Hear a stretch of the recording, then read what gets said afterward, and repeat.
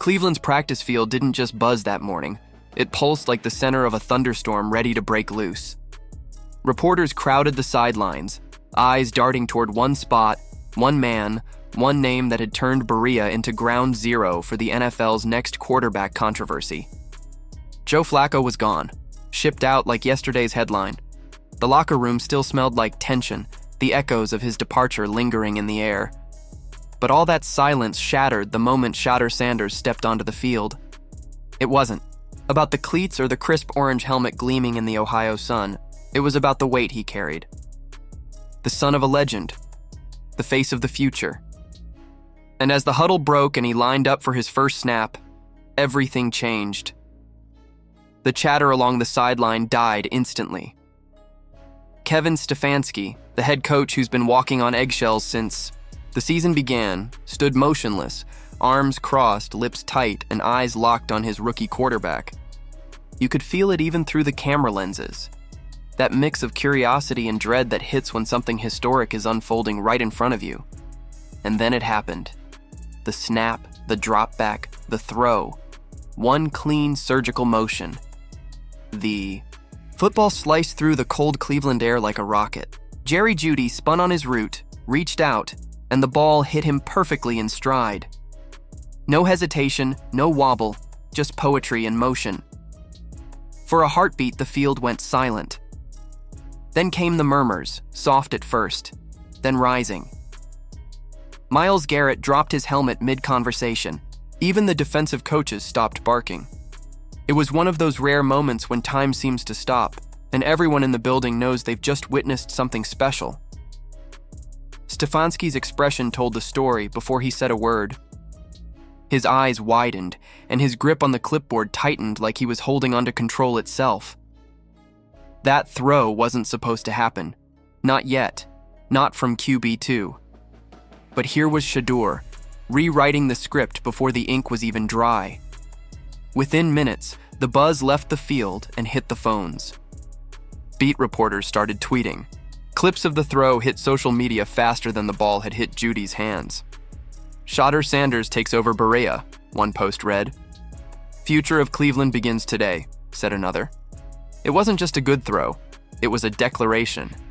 A rookie quarterback announcing to his team, his city, and the NFL that he wasn't here to wait his turn. He was here to take it. Behind the scenes, the ripple effect was immediate. Andrew Berry, the Browns' general manager, reportedly stepped out of his office mid-practice, drawn by the commotion. By the time he reached the field, Shedeur was already in rhythm, commanding the offense with a confidence that looked more like a veteran's than a rookie's. Calm, poised, and precise.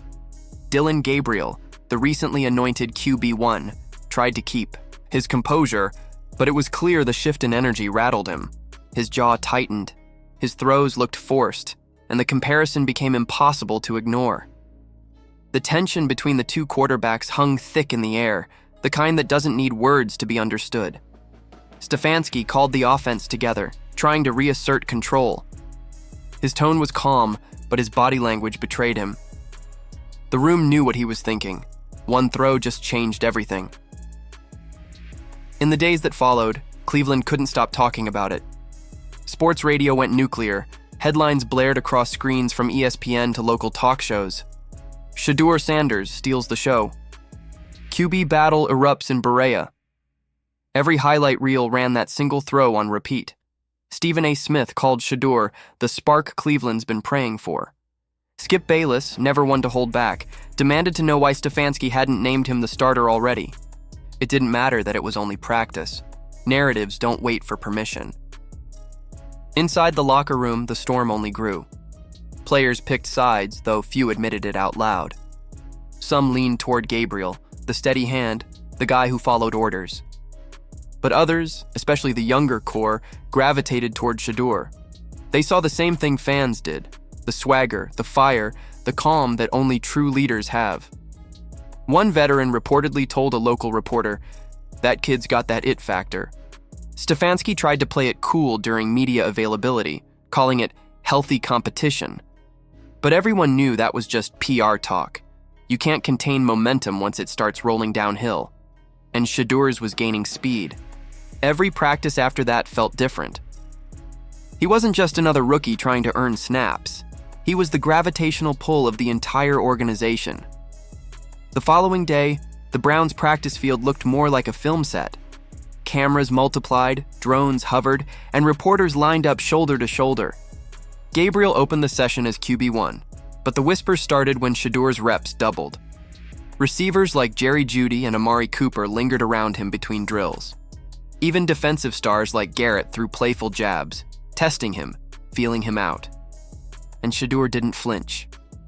He answered with crisp passes, silent confidence, and the kind of command that made the whole operation look smoother. By the end of the session, reporters counted an 80% completion rate for the rookie.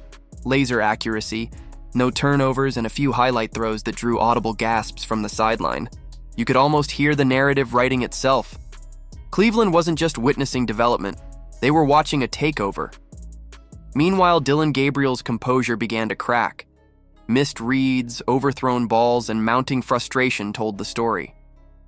The pressure of having Shedeur breathing down his neck was suffocating. And inside the Browns facility, word spread that even the owner, Jimmy Haslam, was asking daily for updates on Shedeur's progress. That's never a good sign for the guy holding the starting job. What Stefanski and Barry wanted as a slow, calculated quarterback development plan had turned into a live-wire controversy. The locker room whispered about favoritism. The fans screamed for change. And the national media turned it into the NFL's new obsession. But here's the truth buried beneath all the noise. Cleveland has seen this movie before. The endless quarterback carousel. The hype, the hope, and the heartbreak. From Tim Couch to Baker Mayfield, the city has worn the scars of broken promises under center. But Shedeur feels different. There's a composure to him that doesn't fade under the lights. A silence that speaks louder than press conferences. Even when chaos swirls around him, he stands still, measured, confident, untouchable. By week's end, Berea felt electric. Fans gathered outside the practice gates, holding signs, chanting his name. Local talk shows stopped debating if Shedeur would start. It became when. Every pass, every drill, every headline built momentum toward the inevitable. And Kevin Stefanski, caught in the middle of it all, knew his next move would define his career. Bench Shadur, and he risks losing the locker room. Start him too soon and critics will scream desperation. But the truth? The city has already chosen. The Cleveland Browns have spent decades searching for their quarterback messiah, the one who could make them believe again. And whether it's destiny, DNA, or just raw talent, Shadur Sanders is making a convincing